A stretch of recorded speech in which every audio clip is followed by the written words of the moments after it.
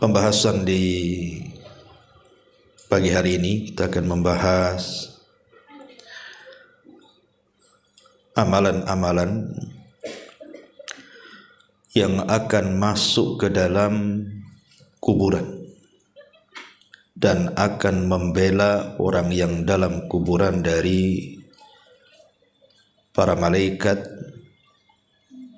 yang akan menyakiti kita dalam kuburan.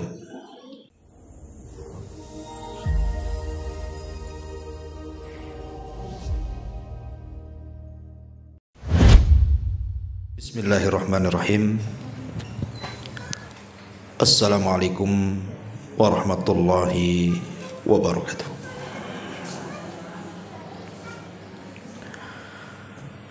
Alhamdulillah. Alhamdulillahilladzi hadana wa kafana waj'alana minal muslimin.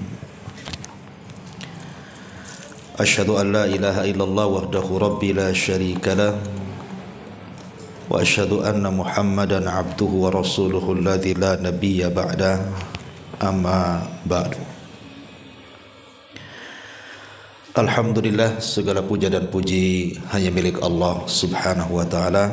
Salawat dan juga salam tak henti-hentinya kita curahkan kepada baginda alam Nabi besar Muhammad sallallahu alaihi wasallam. Pembahasan di pagi hari ini kita akan membahas amalan-amalan yang akan masuk ke dalam kuburan dan akan membela orang yang dalam kuburan dari para malaikat yang akan menyakiti kita dalam kuburan. Ma'asyiral muslimat yang dimuliakan Allah Azza wa Jalla, tentu juga masih ada kaitan dengan tazkiyatun nafas. Sebelum saya bahas apa saja amalan-amalan itu, baik, kita akan baca riwayatnya baru kita jelaskan. Disebutkan dari hadis Abi Hurairah radhiyallahu anhu. Hadis ini disahihkan oleh Al-Imam Al-Hakim berdasarkan syarat Muslim dan disepakati oleh Al-Imam Az-Zahabi.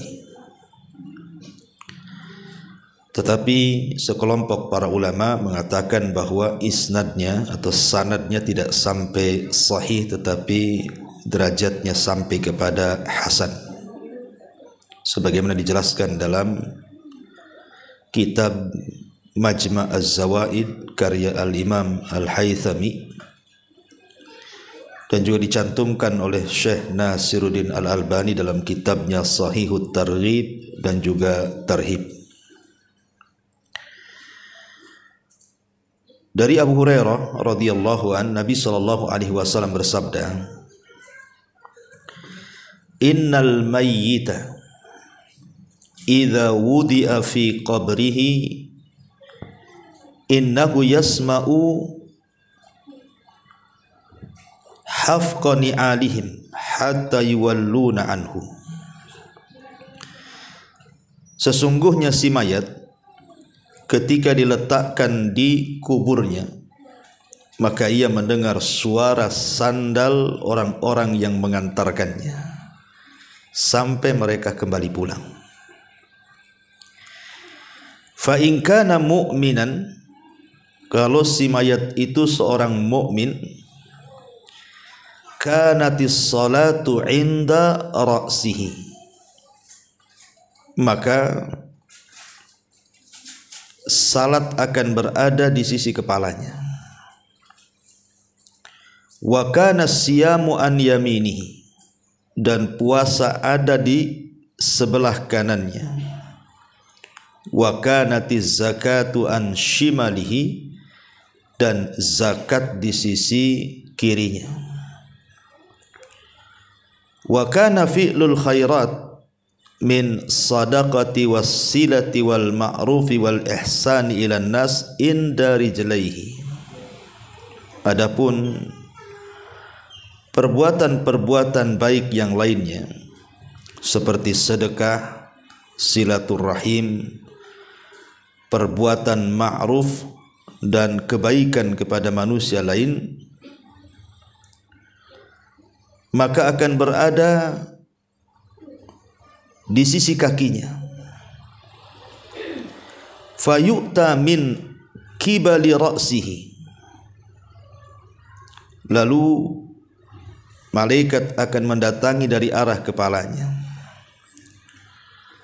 Fataqulu salatu, maka salat akan berkata, ma kibali madkhalun. Kata salat kepada malaikat yang hendak mendatangi dari arah kepalanya tersebut akan mengatakan, tidak ada jalan masuk dari arahku. Thumma yu'ta an yaminihi, maka malaikat akan mendatangi dari sebelah kanannya. Fayaqulu siyam, maka puasa akan berkata, ma kibali madkhal, tidak ada jalan masuk dari arahku. Thumma yu'ta an yasari, maka malaikat akan datang dari sebelah kiri. Fataqulus az-zakatu, maka zakat akan berkata, ma kibali madkhal, tidak ada jalan dari arahku. Thumma yu'ta min kibali rijlaihi, fataqulu fi'lul khairati min sadaqati wassilati wal ma'rufi wal ihsani ilan nas ma kibali madkhal. Maka ketika malaikat mengarah dari arah kedua kakinya, maka berkatalah amalan-amalan kebaikan dari sedekah, silaturahim, perbuatan yang ma'ruf, berbuat ihsan kepada manusia, tidak ada jalan dari arah kami. Fayuqalu lahu, maka dikatakan kepada si mayat itu, setelah malaikat ini tidak bisa mendatangi dari arah kanan, dari arah kiri, akhirnya kemudian si mayat disuruh untuk duduk. Ijlis, duduk kamu. Fayajlis, maka dia pun duduk. Wa qad muthilat lahu syamsu wa qad udiyat lil ghurubi. Kemudian setelah disuruh duduk, maka ia pun duduk, dan dihayalkanlah kepada si mayat ini bahwa matahari hampir terbenam. Kemudian dikatakan kepadanya, ara'aitaka hadzal rajul alladhi kana fikum ma taqulu fihi wa ma tashhadu bihi alaihi. Tahukah kamu dengan laki-laki ini yang dahulu ada di tengah-tengah kamu, apa yang kamu katakan tentangnya dan apa yang kamu saksikan atasnya? Fayaqul, maka dia pun berkata, da'uni hatta usalli, jangan sibukkan dengan pertanyaan itu. Ini matahari mau tenggelam, aku mau salat. Fayaquluna, maka para malaikat mengatakan, innaka sataf'al akhbirna amma nas'al anhu. Kemudian dia pun mengatakan, kamu akan melakukannya, tapi kabarkan dulu kepada kami apa pendapatmu tentang laki-laki itu dan apa yang kamu saksikan atasnya. Kemudian orang ini mengatakan, qala fayaqulu Muhammadun asyhadu annahu Rasulullah. Yang kau tanyakan itu maksudnya Muhammad, dan aku bersaksi dia adalah Rasulullah. Wa annahu jaa bil haqqi min indil, dan dia datang dengan kebenaran min indillah, dari sisi Allah. Fayuqalu lahu, maka dikatakan kepadanya, ala dzalika hayyita wa ala dzalika mutta wa ala dzalika tub'atsu insyaallah. Kemudian dikatakan kepada si mayat ini, di atas hal itulah kamu hidup, di atas itulah kamu mati, dan di atas itu pula lah kamu akan dibangkitkan.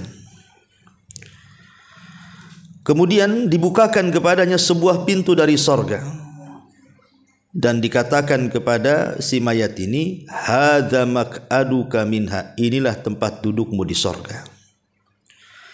Wa ma'addallahu laka fiha, dan apa yang Allah janjikan untukmu. Fayazdadu ghibtatan wa sururan, maka dia pun semakin rindu, semakin bahagia. Kemudian setelah dia melihat sorga dan dia pun semangat dan bahagia, tiba-tiba yuftahu lahu babun min abwabin nar.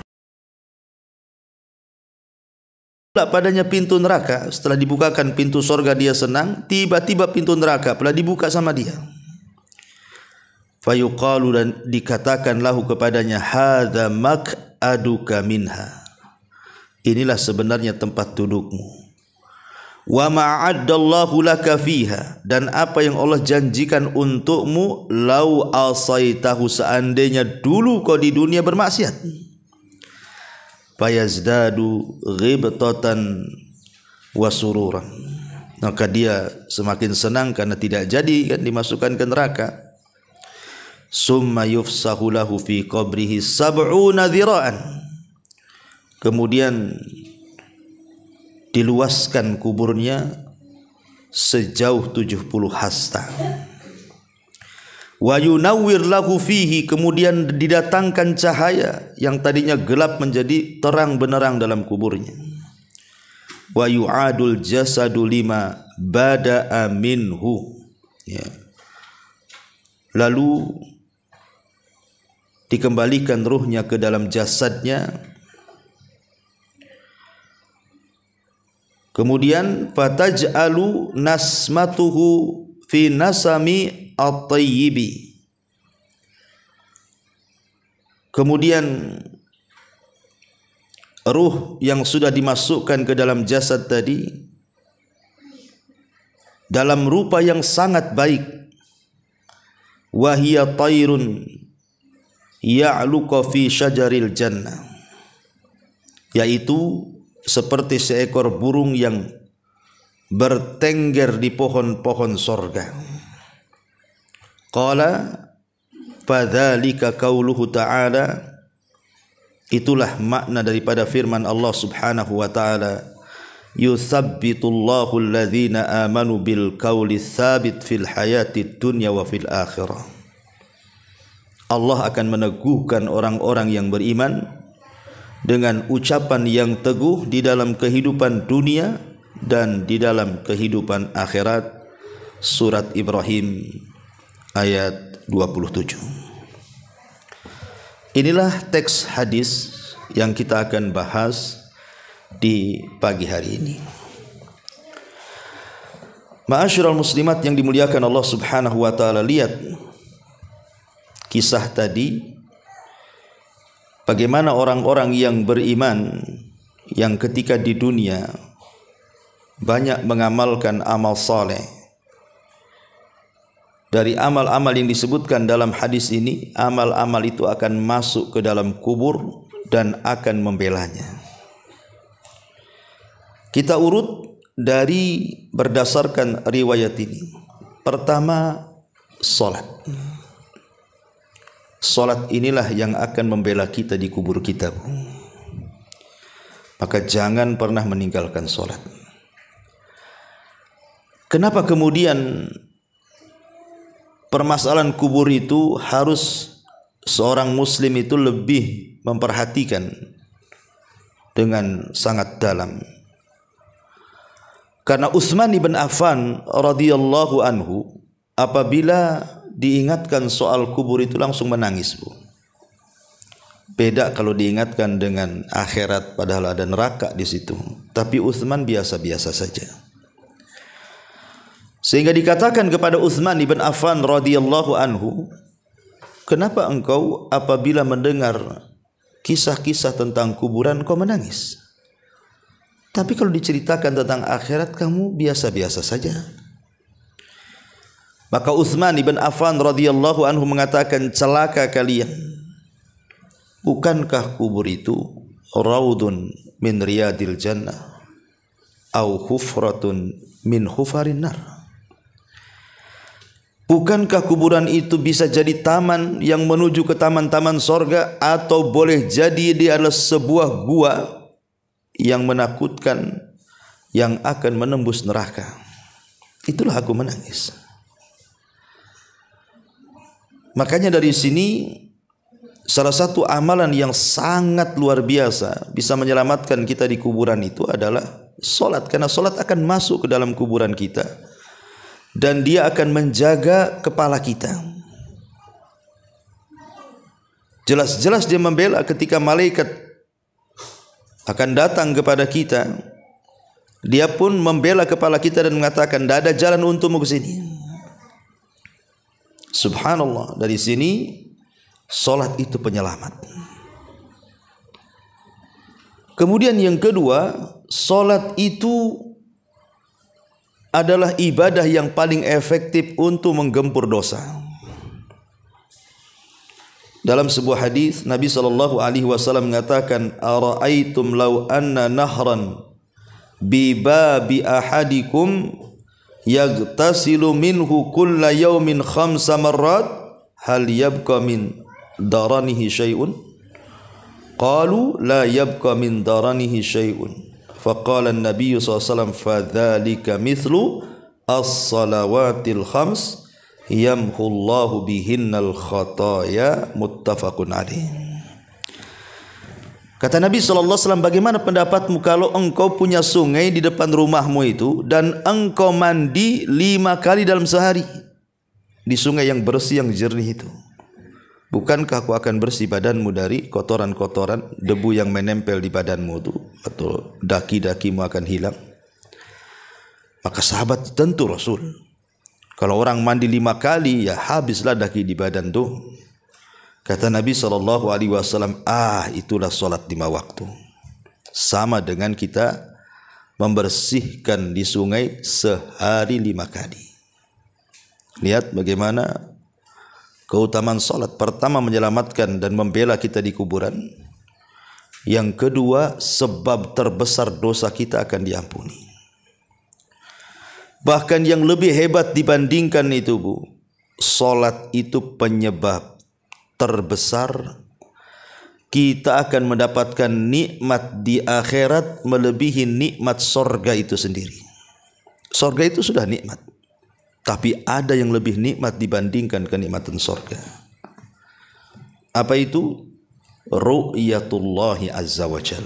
Kita akan melihat Allah. Maka siapa yang banyak solat, maka dia akan banyak melihat Allah. Terutama solat subuh dan solat asar kalau kita senantiasa menjaganya. Dan itu berdasarkan hadis. Nabi SAW mengatakan dalam hadis yang dikeluarkan Bukhari Muslim dari Jarir ibn Abdullah al-Bajali, dia mengatakan, kunna julusan inda Rasulillah SAW, kami lo duduk-duduk di sisi Nabi. Idh nadhara ilal qamari lailatal badri. Ketika itu Nabi melihat bulan yang sedang terang-terangnya karena waktu itu sedang purnama. Faqala, maka Rasul mengatakan, amma innakum satarawna rabbakum kama tarawna hadzal qamar la tudhammuna fi ru'yatihi fa in istata'tum alla tughlabu ala salati qabla tulu'i syamsi wa qabla ghurubiha faf'alu. Adapun kalian akan melihat Rabb kalian, kata Rasul, seperti melihat bulan purnama malam ini. Engkau lihat bulan purnama itu, maka sahabat melihat bulan purnama. lah seperti itu engkau melihat Allah tidak berdesak-desakan sedikit pun. Maka kalau kalian ingin melihat Allah dan kalian bisa, maka lakukan. Syaratnya apa? Kalau kalian mampu untuk tidak terkalahkan dengan sebuah solat sebelum terbit matahari, maksudnya solat fajar, wa qabla ghurubiha, dan solat subuh, maka kata Rasul sallallahu alaihi wasallam, faf'alu, lakukan. Dari sini istinbat para ulama bahwa solat itu adalah sebab terbesar kita mendapatkan nikmat ru'yatullah, melihat Allah. Dan itu juga berdasarkan Al-Quran surah Al-Qiyamah dari ayat 22 sampai ayat 32. Wujuhu yawma idzin nadhirah ila rabbiha nadhirah wa wujuhu yawma idzin basirah tadunnu alla yaf'ala biha faqirah. Kalla idza balagatit taraqi wa qila man raq wa dhanna annahu al-firaq wal taffatis saqu bisaq ila rabbika yawma idzinil masaq fala saddaqa wala shalla walakin kadzdzaba wa tawalla. Wajah-wajah orang yang beriman pada hari itu berseri-seri, kepada Tuhannya lah mereka melihat, dan wajah-wajah orang kafir pada hari itu muram. Mereka yakin bahwa akan ditimpakan kepadanya malapetaka yang dahsyat. Sekali-kali jangan apabila napas seseorang telah mendesak sampai ke kerongkongan, lalu dikatakan kepadanya, siapakah yang dapat menyembuhkanmu?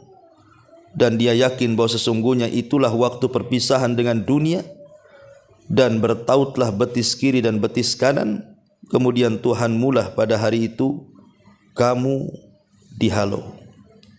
Karena ia tidak mau membenarkan Rasul dan juga Al-Quran, dan tidak mau mengerjakan solat, tetapi ia mendustakan Rasul dan berpaling dari kebenaran. Nah, di sini di ujung ayat, ketika orang-orang kafir mereka dihalangi dari melihat Allah karena mereka tidak salat, menunjukkan bahwa kalau seandainya dia masuk Islam dan dia salat, maka tidak ada terhalangi antara dia dengan wajah Allah subhanahu wa ta'ala. Ini cukup 3 perkara ini saja.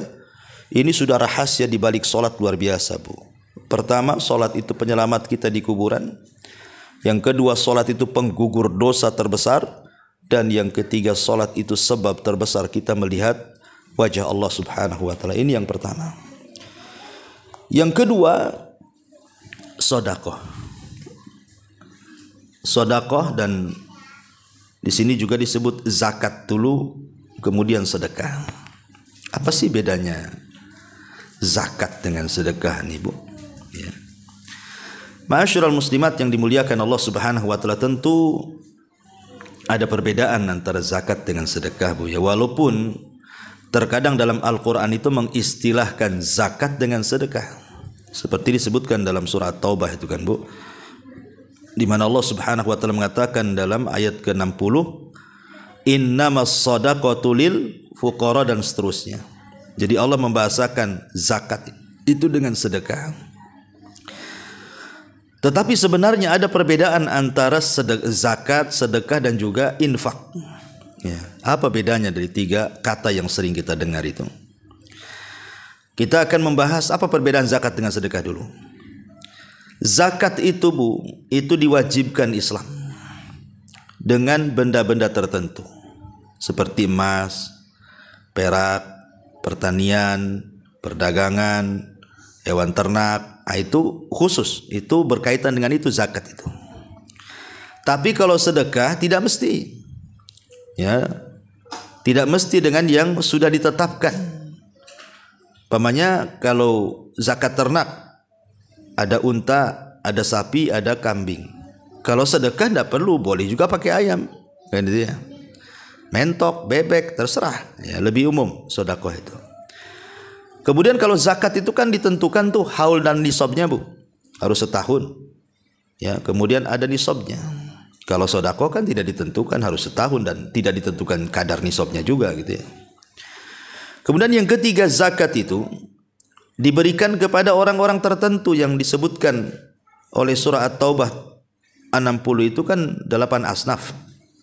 Tapi kalau sedekah sama orang kaya pun boleh. Ya namanya sedekah, nolong, ya kan? Kemudian yang nomor 4, orang yang mati dan dia punya hutang zakat, Bu, maka ahli warisnya harus mengeluarkan dari harta warisannya. Kalau sedekah tidak. Ya.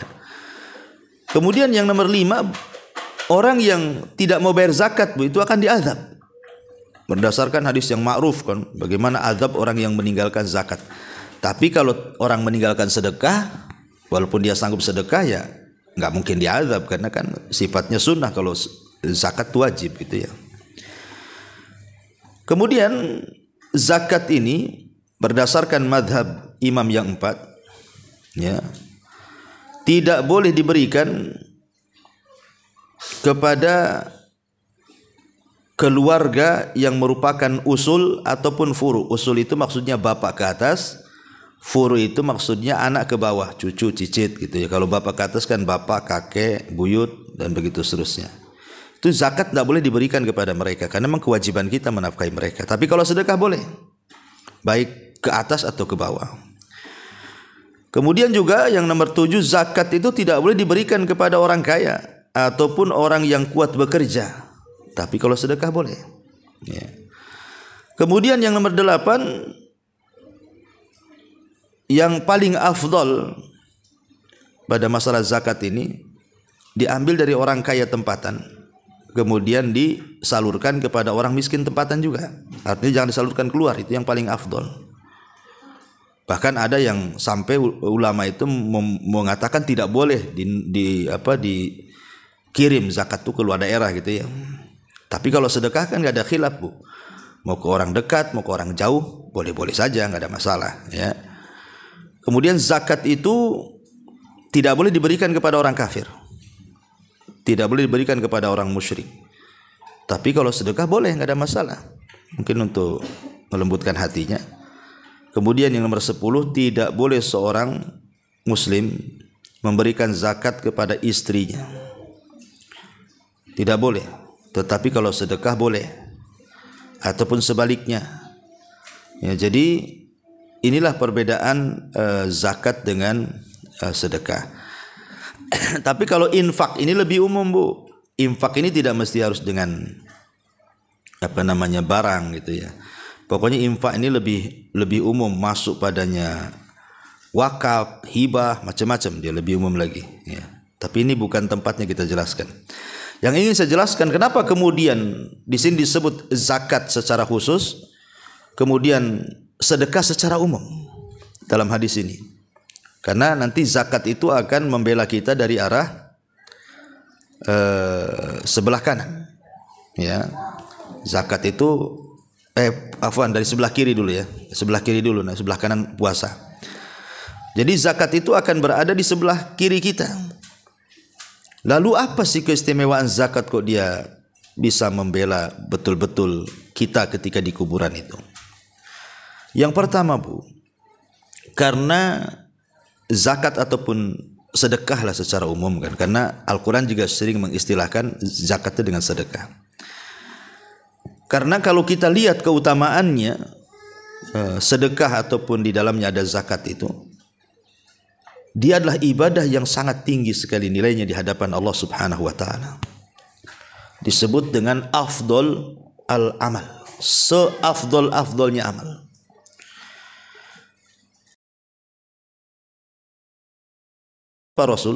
Maka Rasul mengatakan idkhal as-surur 'alal mu'min, memasukkan kebahagiaan kepada hati seorang mukmin. Dengan cara apa? Yaqdi anhu dainan, ikut membayarkan hutang. Dan membayar hutang bisa dari uang zakat. Ya, jadi ada saudara kita terlilit hutang, kemudian kita punya tanggungan zakat, maka kita zakatkan kepada orang yang terlilit hutang supaya bayar hutang. Kemudian yaqdi lahu hajah, ataupun kepada orang yang punya hajat, mungkin dia miskin, kelaparan dan begitu seterusnya, sehingga butuh dibantu, zakat bisa disalurkan. Karena bagaimanapun orang-orang fakir dan miskin masuk dalam asnaf zakat. Dan juga masuk dalam sedekah juga. Ya. Termasuk juga yanfusulahu kurbatan, bisa menghilangkan kurba, kesulitan. Intinya bahwa sedekah dan zakat ini seafdal-afdal amal. Yang kedua, bisa menghindarkan mara bahaya. Kata Nabi SAW, "Sana'iul ma'ruf taqi masari as-su wal afat wal muhlikat." Jadi perbuatan-perbuatan bisa memalingkan kita dari perbuatan buruk atau kejadian buruk atau peristiwa yang akan menghancurkan, peristiwa yang akan mencelakakan. Kita bisa dihindar dari bala dan bencana gara-gara sedekah. Kenapa?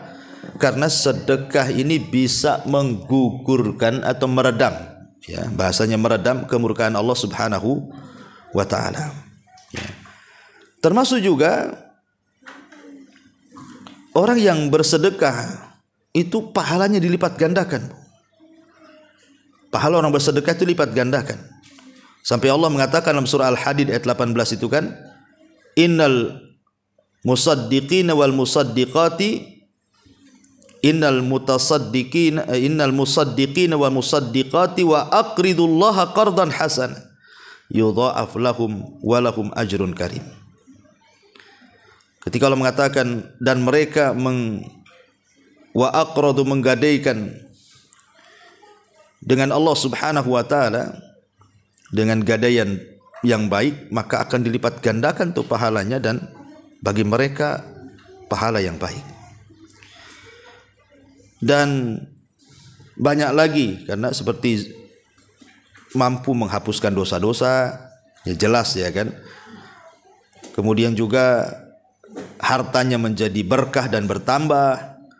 Kemudian juga bisa terjaga dari azab Allah, dan penyebab terbesar juga masuk surga. Kemudian juga sedekah sebagai dalil keimanan kita. Maka disebut sedekah itu dari kalimat sodaqah, membenarkan. Jadi ketika sedekah itu kalau kita tidak bersedekah padahal kita mampu sedekah, berarti dipertanyakan keimanannya, karena itu menunjukkan kejujuran iman seseorang sedekah itu. Ya. Termasuk juga sedekah ini juga adalah pintu-pintu terbukanya sebuah kebaikan. Macam-macam kebaikan itu banyak masuk dari pintu sedekah. Dan banyak lagi lah, karena sedekah ini seagung inilah, maka kenapa kemudian zakat ini akan membela kita di sebelah kiri kita. Kemudian yang ketiga, puasa. Puasa, ya. Ma'ruf puasa jelas keutamaannya, karena satu hari ibu berpuasa di jalan Allah Subhanahu wa taala, kata Nabi SAW, man shoma yauman fi sabilillah ba'adallahu wajhahu anin nari sab'ina kharifa, maka wajah ibu akan dijauhkan dari api neraka itu 70 tahun perjalanan. Sampai di mana nih kalau ibu jalan 70 tahun berhenti itu, Bu? Udah jauh tuh. Sejauh itulah wajah kita dijauhkan dari api neraka. Itu yang puasa sunnah, Bu. Pemanya puasa Senin atau puasa Kamis, itulah pahalanya. Semana dengan puasa wajib. Ya. Kemudian juga puasa sendiri adalah rahasia kesabaran orang. Jadi di balik puasa itu ada rahasia kesabaran yang tidak ada dalam ibadah yang lain, Bu. Jadi ibadah puasa ini terkait dengan 3 kesabaran. Sabar dalam menjalankan ketaatan, sabar dalam menjauhkan kemaksiatan, dan sabar dalam menghadapi qada dan qadar. Adapun sabar menjalankan ketaatan, yang memang puasa harus sabar, kalau enggak batal lah, Bu. Ya kan? Kemudian yang kedua, sabar dari meninggalkan maksiat. Jangan sampai ketika berpuasa ibu gibah, habis puasanya pahalanya, percuma lapar-lapar kan gitu. Ataupun sabar dalam menghadapi qada dan qadar, karena rasa lapar, rasa haus itu bagian dari takdir Allah. Kalau orang tidak makan lapar, kalau orang tidak minum haus, itu udah takdir, dan kita harus sabar di situ. Makanya ketika puasa mencakup 3 perkara ini, bahwa kandungan puasa ini luar biasa, karena dia adalah aplikasi atau perwujudan dari rasa sabar itu sendiri. Dan sabar ini adalah separuh sifat yang memasukkan kita ke surga. Kan ada 2 sifat kalau kita miliki, Bu. 2 sifat inilah penyumbang terbesar kita masuk surga. Pertama sabar, yang kedua syukur. Sabar akan musibah dan syukur akan nikmat. Orang kalau dihiasi dengan 2 sifat ini, inilah yang paling menonjol. 2 sifat orang itu sebab masuk surga. Jadi karena ada terkandung kesabaran puasa, dan pahala puasa, pahala orang sabar itu jelas dalam Quran. Innama yuwaffas sabiruna ajrahum bighairi hisab. Kami akan cukupkan orang-orang yang sabar itu tanpa hisab, menunjukkan bahwa puasa itu luar biasa. Ya, akan diberikan pahala yang berlipat ganda yang kita tidak tahu. Apalagi satu-satunya ibadah yang mendekati keikhlasan itu adalah puasa. Kenapa saya katakan mendekati keikhlasan dibandingkan ibadah yang lain? Karena puasa nggak nampak, Bu. Kalau sholat nampak lah ibu takbiratul ihram sampai salam. Kalau sedekah ibu nampak jinjing uang, atau mungkin kalau zakat fitrah nenteng beras. Kalau haji nampak ada manasiknya. Ya. Jadi semua ibadah, baca Quran nampak, semua nampak. Tapi kalau puasa nggak nampak, Bu. Umpamanya sekarang hari Kamis umpamanya. Mungkin di antara ibu ada yang puasa, ada yang tidak. Mana ibu tahu di samping ibu puasa? Tahu Ustaz, gimana caranya? Ini kami edarkan aqua gelas, tak diminum sama dia tuh. Jangan-jangan dia puasa tuh. Belum tentu. Jangan-jangan dia memang lagi nggak mood minum kan gitu ya. Mungkin dia sudah bawa dari rumahnya termos isinya kopi dengan teh gitu kan. Ngapain pula aqua gelas katanya. Jadi yang kita kan nggak tahu namanya. Nggak ada ciri-cirinya orang puasa tuh. Nggak ada Ustadz. Tadi selama dibonceng dia ngeludah-ngeludah terus katanya. Itu lagi sariawan ibu. Ya bukan lagi puasa. Jadi nggak bisa, gimana caranya? Kecuali ngaku. Orang puasa itu ngaku, baru dia tahu kita puasa. Minumlah, Afan lagi puasa. Itu kita baru tahu kalau dia ngomong begitu. Tapi kalau dia nggak ngomong, mana tahu dia puasa. Makanya saya katakan puasa itu ibadah yang dekat dengan keikhlasan. Jadi ibadah yang dekat dengan kesabaran, ibadah yang dekat dengan keikhlasan gitu ya.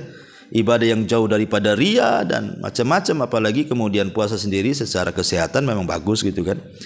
Lah sebab itulah maka puasa pun adalah salah satu ibadah yang akan masuk ke dalam kuburan kita dan akan berada sebelah kanan kita, dan setiap malaikat mau datang dari sebelah kanan dia mengatakan tidak ada jalan untukmu, nyingkir sana, nggak boleh, ini nggak ada jalan untukmu, dipagari sama puasanya. Jadi dari atas dipagari oleh sholat, kemudian sebelah kanan oleh puasa, sebelah kiri pula oleh zakat. Nah, berarti tinggal sebelah kaki aja. Ya kan? Kepala selamat, kanan selamat, kiri selamat, berarti yang tidak selamat tinggal kaki ini. Tapi kaki pun akan selamat. Kalau seandainya kita mengerjakan kebaikan-kebaikan atau kebajikan-kebajikan, kemudian di antaranya disebut dalam hadis ini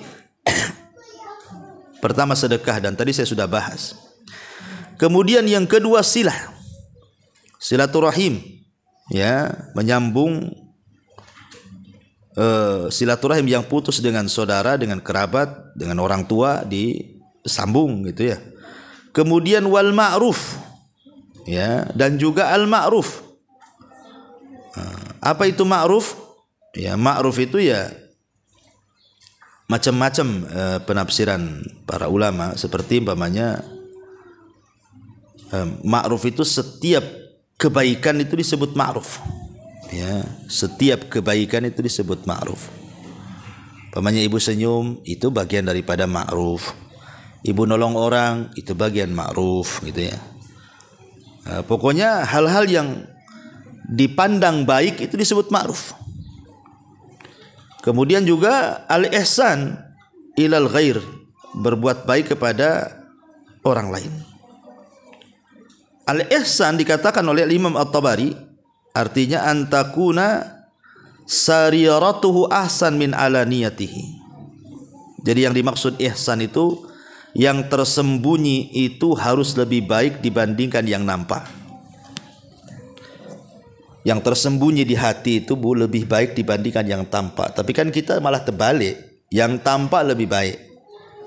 Makanya sering saya nasihatkan Bu, kadang-kadang ada orang yang mungkin dapat hidayah baru masuk gitu kan, kemudian dia mulai ngaji, dengar YouTube, mulai pakaiannya bagus lah, nutup aurat ya, pakaiannya besar-besar, pakai niko, pakai jilbab, pakai kaos kaki kan gitu. Jangan sampai hijrah itu hanya sekedar hijrah pakaian. Itu yang banyak di masyarakat nih. Hijrah itu cuman pakaiannya saja. Jadi yang ketika dia hijrah itu yang dipikirkan itu pakaian aja. Ya, setiap pegang handphone Bu, masuk ke Tokopedia itu Bu, itu yang klik di pertama cadar. Keluar macam-macam cadar kan. Pakaian syar'i, keluar macam-macam. Itu aja ditengok tuh. Kemudian pikir nih, gimana belinya, di mana, gimana cara dapat duitnya. Harus dikumpulkan di setahun baru bisa nih. Nah, jadi atau kalau keluar itu, dandan di kaca itu sampai mau pecah kacanya Bu. Jadi mungkin saking lamanya gitu ya. Itu kan takut mereng, takut ada binti, takut apa. Apa yang mau dilihatkan ibu aja pakai cadar kan gitu. Nah, ibu mau lihatkan pakaian kan, berarti di situ.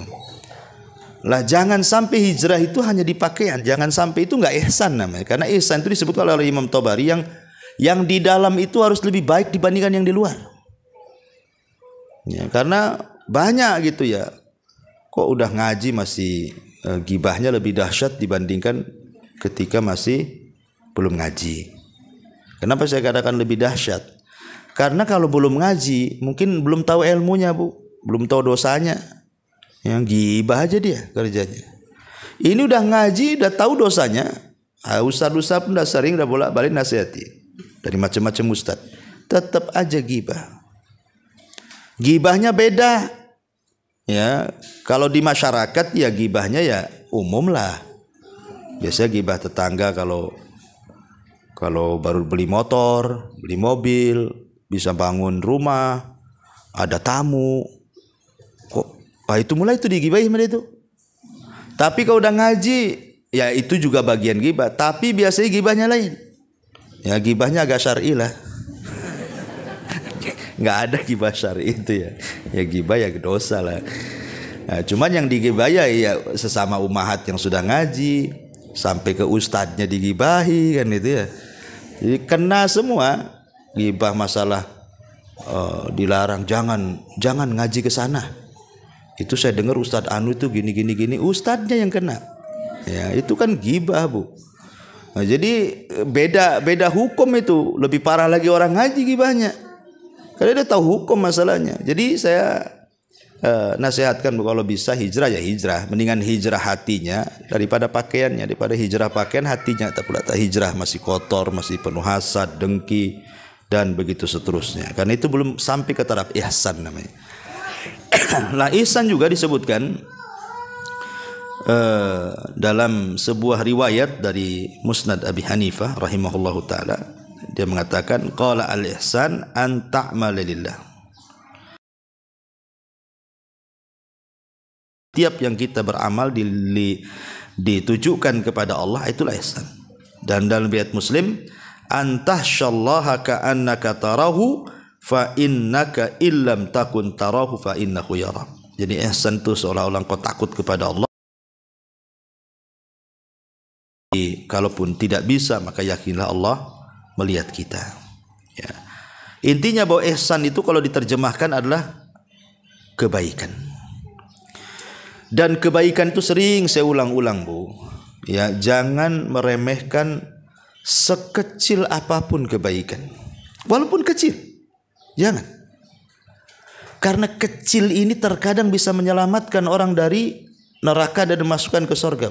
Sampai-sampai Rasul mengatakan fattakun nar walau bisyikit tamrah. Takutlah akan neraka walaupun kau sedekah dengan separuh biji kurma. Separuh kurma itu mana mengenyangkan Bu. Tapi Rasul mengatakan seperti itu. Karena nanti pada hari kiamat itu ada orang-orang, Bu, diletakkan di tempat yang paling tinggi di antara sorga dan neraka, yang disebut dengan Ashabul A'raf. Ashabul A'raf itu diletakkan di tempat yang tinggi sekali. Kalau dia memandang sorga, pengenlah dia masuk sorga. Kalau dia memandang neraka, nampaklah kawan-kawan dia yang bejat-bejat itu di neraka. Dia pun mencaci maki orang-orang yang masuk neraka, kemudian dia pun takut kok dimasukkan ke dalam neraka. Kenapa coba Ashabul A'raf itu kok diletakkan di tengah-tengah gitu? Padahal kebaikannya banyak, Bu. Harusnya kan dia masuk sorga. Rupanya yang menghalangi dia masuk sorga karena kejahatannya sama dengan kebaikannya. 50-50, 50%, 50%. Sehingga dia tidak masuk sorga karena kejahatannya 50%, tidak bisa dimasukkan ke neraka karena ada kebaikan 50%. Coba kalau seandainya dari 50% yang ia punya dari kebaikan itu, mungkin ditambahlah dengan cara tadi infak walaupun separuh kurma. Kan ada nambah poin, Bu. Oke lah, nambah poin 1. Atau dengan 1 rakaat salat witir, atau 1 ayat dalam Quran. Tentukan dari yang tadinya 50% ke 50%, anggaplah kebaikannya tambah 1, 51% kebaikannya, dan keburukannya 49%, yakin masuk surga, Bu. Tapi sebaliknya kalau angka 1 itu dipindah ke keburukan, kebaikannya 49%, kemudian keburukannya 51%, wah itu dipastikan masuk neraka, Bu. Karena manusia itu terbagi menjadi 3 kelompok. Kelompok yang pertama yang berat timbangannya, walaupun hanya 1%, direct masuk surga, nggak ada cerita neraka. Kedua, orang yang berat timbangan buruknya, direct masuk neraka. Ya tentu tergantung amalannya, apakah dia lama atau tidak neraka. Kemudian yang ketiga yang tengah-tengah, kebaikan dan keburukannya sama, itulah Ashabul A'raf. Jadi jangan sampai dalam sehari ini kita tidak berbuat baik. Ya mungkin berbuat baik itu kan maksudnya baik kepada diri sendiri, kepada orang lain, atau kepada Allah. Banyak kok caranya kok kita bisa mendapatkan pahala dalam 1 hari itu. Jangan 1 hari 1 detik pun itu bisa ibu bisa dapat pahala. Zikir aja lah, subhanallah, nggak sampai 1 detik dapat pahala. Ya, jadi jangan sampai remehkan kata Rasul, la tahqiranna minal ma'rufi syai'an walau antal wajhaka biwajhin talqin. Jangan remehkan sekecil apapun kebaikan, hatta walaupun hanya sekedar melemparkan senyum kepada saudaramu. Wallahu a'lam. Inilah tema kita. Taib, sebelum saya tutup, kita buat tanya jawab.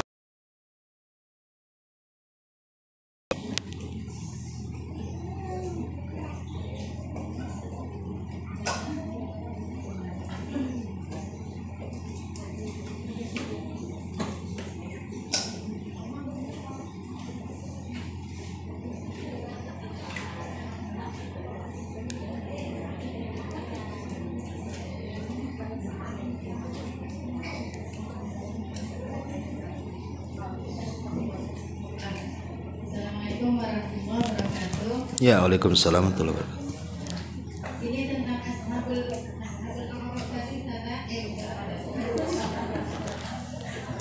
apa tadi? Ustazah? Iya, gimana? Itu kan diletakkan di tempat yang tertinggi, itu yang sama berarti saja. Iya. Jadi itu apakah selamanya di situ atau bagaimana saja? Iya. Ashabul A'raf itu sebagian ulama menjelaskan bahwa mereka orang yang terakhir dihisab. Mereka adalah orang yang terakhir dihisab. Jadi orang itu dihisab semua, dia pula yang terakhir itu. Tetapi ujung-ujungnya Ashabul A'raf masuk surga juga dengan syafaat. Ya, tapi kan dia harus tunggu di situ lama. Karena nunggu orang dihisab satu-satu, baru yang terakhir mereka kan. Ya, walaupun kemudian mereka tidak masuk neraka, tetap dapat syafaat dan rahmat Allah, mereka masuk ke dalam surga. Tetapi lamanya mereka di situ kan cukup menyiksa mereka, yaitu karena ada dosa di situ. tetapi juga tidak diazab seperti penduduk neraka karena ada pahala di situ. Ya tidak selamanya di situ, tetap ujung-ujungnya masuk, karena di akhirat itu tidak ada 3 tempat, yang ada cuma 2. Ujung manusia itu cuma 2, masuk neraka atau masuk surga. Ashabul A'raf itu hanya menunggu hisab saja. Ya, jadi ujung-ujungnya cuma 2 tempat itu saja. Wallahu a'lam. Oh iya.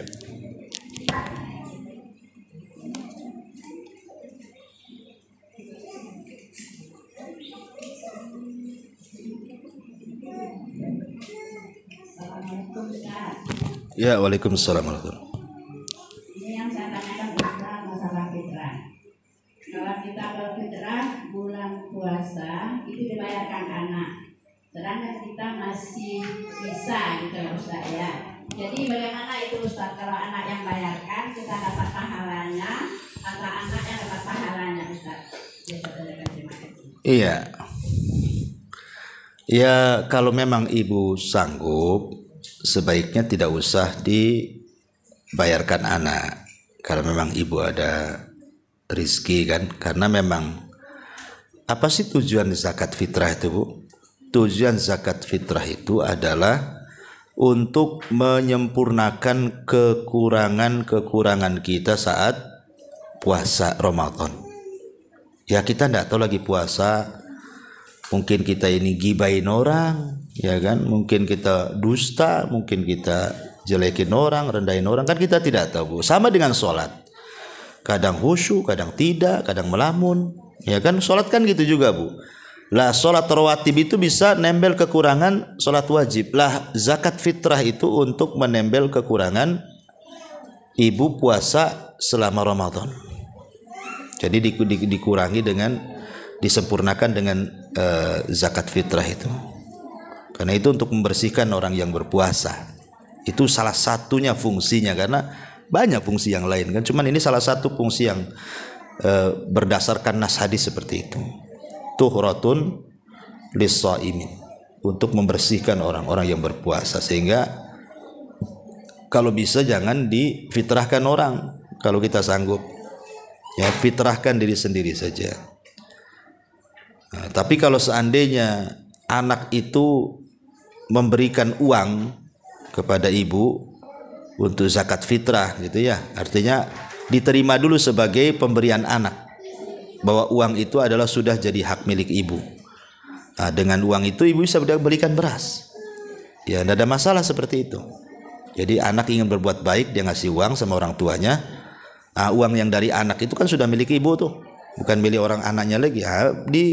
Dibelikan. Nah, tapi kalau memang ibu kasihan, anaknya juga masih susah gitu ya, dan ibu sanggup, ya bayar sendiri aja lah zakat fitrah. Itu lebih afdal. Ya, wallahu a'lam.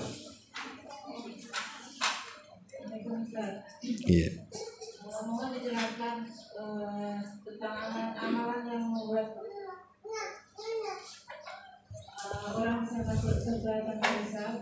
Kemudiannya bagaimana kita berdoa bisa dimasukkan dalam keadaan sakit. Maksudnya gimana? Amalan-amalan yang bisa seseorang itu bebas dari hisab gitu. Oh. Terus yang keduanya doa atau amalan yang bisa kita mati dalam keadaan sahih. Husnul khotimah. Wa iya. Ya. Ya, alhamdulillah. Salatu wassalamu ala Rasulillah. Amma ba'du. Ada sebuah hadis yang ma'ruf ya, ketika Nabi sallallahu alaihi wasallam diperlihatkan umatnya pada hari kiamat. Jadi ada di antara umatnya itu 70.000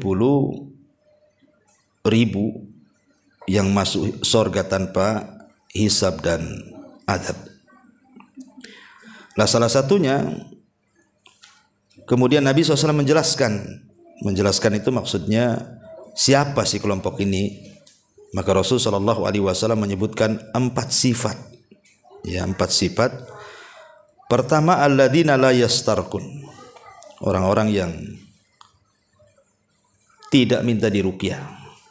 Sebenarnya minta diruqyah boleh, ya, kalau memang mendesak, kata Syekh bin Baz, kalau tidak salah, kalau memang tidak ada cara lain pengobatan, maka ruqyah itu sebagai alternatif terakhir, gitu maksudnya. Maka itu tidak mempengaruhi, tidak terkeluar dari 70 orang yang masuk surga tanpa adab dan hisab. Tapi kalau sebenarnya obat lain banyak, ataupun dia pun bisa meruqyah diri sendiri, ngapain Pak orang lain meruqyah dia, kan gitu ya. Nah, maka ketika kita ada alternatif yang lain, sedikit-sedikit minta ruqyah, ya itulah yang terkeluar dari orang-orang yang tanpa hisab dan adab. Kemudian yang kedua, wala yaktawun, orang yang menggunakan besi-besi panas dijadikan pengobatan. Kenapa? Karena ini mengurangi tauhid. Sama dengan ruqyah, minta ruqyah mengurangi tauhid karena takut ada ketergantungan hatinya dengan si peruqyah, bukan dengan Allah.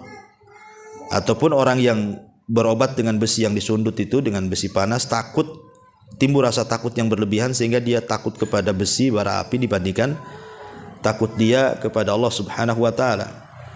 Ya. Kemudian kata Nabi SAW, anggap sial, barang, benda, binatang, mimpi, itu karena mengurangi tauhid juga. Dan yang terakhir, wa ala rabbihim yatawakkalun, dan kepada Rabbnya mereka pun bertawakal kepada Allah Azza wa Jalla. Memang ini agak berat, Bu. Ya, berat ya. Tawakal itu bukan perkara yang mudah, memang berat sekali karena itu kan menyandarkan hati kepada Allah. Terkadang ketika kita ini diuji oleh musibah saja, kadang-kadang hati kita ini bisa berubah, ya. Nggak susah untuk tawakal kepada Allah tuh. Baru diuji sedikit saja kita tawakalnya kepada makhluk. Ya, kadang-kadang seperti itu. Tapi kalau orang bisa melalui 4 perkara ini, ya insya Allah berdasarkan sabda Nabi dia akan masuk surga tanpa hisab dan adab. Termasuk juga para mujahidin, ya, orang-orang yang berjihad di jalan Allah Subhanahu wa taala. Ya, tetapi apakah orang yang mati syahid itu juga harus mati di medan tempur? Tidak. Niat ingin mati syahid aja kalau meninggal di rumahnya sudah dianggap mati syahid. Ya. Ya, intinya Bu, banyak-banyak berdoa minta kepada Allah agar diwafatkan kelak tanpa hisab dan azab. Ya. Ini yang pertama. Pendek-pendek aja. Yang kedua tadi penyelamat apa tadi? Amalan penyelamat azab kubur. Ulangi, Bu. Oh, dimatikan dalam keadaan husnul khotimah. Ya banyak, Bu. Intinya kalau husnul khotimah kan berkaitan dengan amal soleh, Bu. Pokoknya, Bu, banyak amalan-amalan yang jelas. Seperti umpamanya ibu sebelum tidur. Sebelum tidur itu, Bu, ibu perbanyaklah di situ, entah baca Quran, entah zikir, doa-doa tidur, ya. Perbanyak amal soleh sebelum tidur itu. Kalau Allah Subhanahu wa ta'ala takdirkan kok ibu nggak bangun lagi alias mati, insya Allah, Bu, ibu husnul khotimah. Kalau sebelum tidurnya ibu tidak melakukan maksiat dan disibukkan dengan ibadah. Kenapa? Karena orang yang menjaga wudhu saja sebelum tidur, umpamanya ibu belum tidur kemudian menjaga wudhu, saat ibu tidur itu jadi ibadah, Bu. Karena ada malaikat samping kiri, samping kanan kiri ibu. Kalau ibu berguling ke arah kanan, malaikat sebelah kanan mengatakan, ya Allah ampuni orang ini, ya Allah rahmati orang ini. Apabila dia berguling ke sebelah kiri, maka malaikat sebelah kiri juga akan mengatakan sama, ya Allah ampuni orang ini, ya Allah rahmati orang ini. Masalahnya ini guling-guling sana sini, Ustaz. Tetap dia didoakan malaikat sampai pagi. Sehingga kalau Allah takdirkan didoakan malaikat sampai pagi, otomatis dia kalau meninggal husnul khotimah lah. Jadi orang itu mudah melihat husnul khotimah atau tidak, lihat amalan sebelum tidurnya, Bu. Kalau amalan sebelum tidurnya begadang, maksiat, dugem, minum dan begitu seterusnya kan. Kemudian pulang langsung tidur, kok besoknya enggak bangun lagi, itu alamat suul khotimah tuh. Ya, kemudian juga selain daripada itu yang khusus ya seperti talabul ilmi. Ibu datang dari rumah kemari niatnya karena ingin belajar. Kalau takdirkan di tengah jalan mungkin ada yang ugal-ugalan, ibu sudah hati-hati tetap juga ditabrak orang, Allah takdirkan pula meninggal. Insya Allah meninggalnya husnul khotimah. Kenapa? Karena memang sedang berjalan ke tempat ilmu. Ya, seperti kasusnya seseorang Bani Israel yang membunuh 99 jiwa, kemudian digenapkan dengan seorang pendeta yang tidak punya ilmu, akhirnya ditanya tak tahu, marah dia dibunuh jadi 100. Lah salah satu yang menyebabkan orang pembunuh 100 jiwa masuk surga itu karena dia disarankan oleh seorang alim untuk datang ke sebuah daerah, di situ banyak orang banyak alimnya, banyak ahli ibadahnya, suruh belajar. Makanya dia semangat menuju desa tersebut, di tengah jalan dia meninggal. Tapi Allah takdirkan masuk surga kan, baru melangkah dia tuh. Ya, jadi dan banyak lagi, intinya perbanyak amal soleh, perbanyak zikir, perbanyak istighfar. Karena bagaimanapun ada hadis yang mengatakan manusia itu bangkit atau dibangkitkan pada hari kiamat sebagaimana ketika dia mengakhiri kehidupannya, dan orang itu akan diwafatkan oleh Allah sebagaimana kebiasaan hidupnya. Kalau kebiasaan hidupnya banyak maksiat, diwafatkan seperti itu. Kalau kebiasaan hidupnya banyak ibadah, maka akan diwafatkan seperti itu dan akan dibangkitkan seperti itu. Wallahu alam. Pembahasan ini panjang, kalau cerita suul khotimah, husnul khotimah ini perlu kajian lagi yang lebih mendalam. Tapi cukuplah sebagai pengetahuan. Sampai di sini Bu. Subhanakallahumma bihamdika asyhadu an la ilaha illa anta astaghfiruka wa atubu ilaik. Allahu taala a'lam. Assalamualaikum warahmatullahi wabarakatuh. Intinya bahwa tolong berakhlak kepada Allah. Membahas tafsir dari surah Al-Imran. Lahirlah Imam Muslim, Abi Dawud, Tirmidzi, Ibnu Hibban. Jadi ketika Yunus alaihi salatu wassalam terkena undian itu,